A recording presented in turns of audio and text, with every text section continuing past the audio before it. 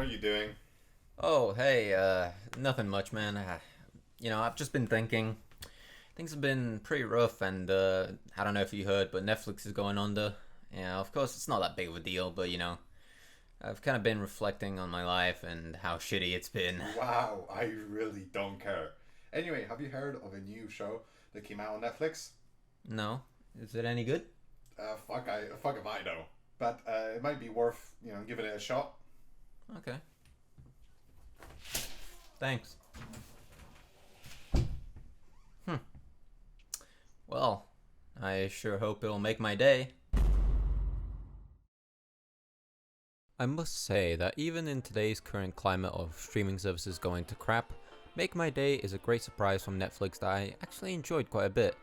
I will say now that it hasn't got any next level plot, action, or music, but the animation is very reminiscent of Into the Spider-Verse, and while I thought it was good, it seems a lot of people think differently. I can't say they're putting it off just because of the animation, but that's usually the case with 3D shows, and some of the points didn't really make sense to me. However, I will agree that the plot is quite basic, and the characters are vanilla compared to other shows. Also, while we are an anime review channel, and I wouldn't count this as an anime, I do think spreading out more wouldn't hurt, and I'd be happy to bring more attention to smaller shows like this. Note that from what I know, this is a Netflix exclusive, so you'll have to have an account or find another way to watch it.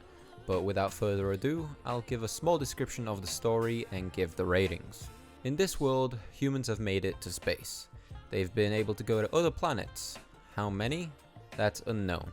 But anyways, come Coldfoot, an extremely cold planet that is sold to its inhabitants as a nice place to live.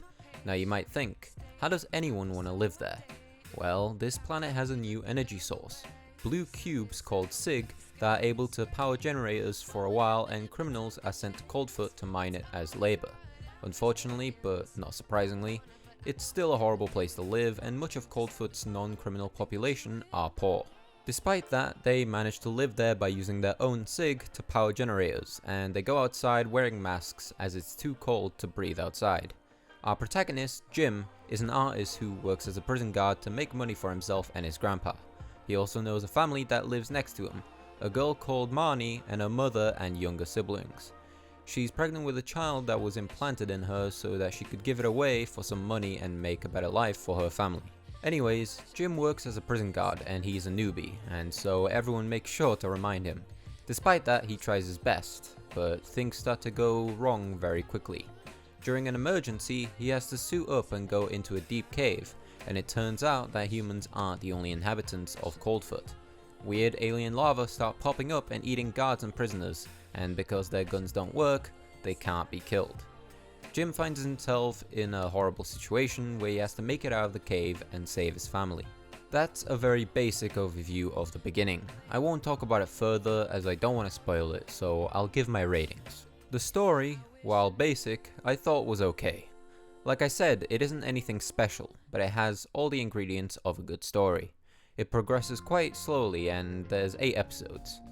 I never thought as though there were any inconsistencies in it, and they give reasons for everything, so it's neither too dumb and it never gets convoluted. On that note though, compared to many shows, it lacks anything big to make the story interesting, and while the tension is there, you get a lot of breaks between each episode.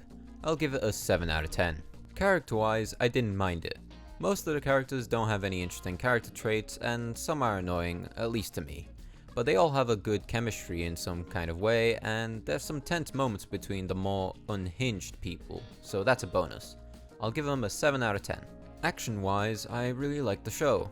They're few and far between, but there's enough to keep up the tension, and it gets very heated very quickly when there is action. I do wish they had a bit more, especially in the blood department, but it's not a total turnoff. So it gets another 7 out of 10. For sound, I'm already deducting some points as there is no opening or outro, probably because it's not exactly your typical anime, but I still wish they had something. It does mean that they can get straight into an episode though, so if you like that, then there's a bonus. The sound effects, however, do an amazing job of not being too unrealistic, and it wasn't immersion breaking, so it gets a 6 out of 10. The animation is the best part of the show for me.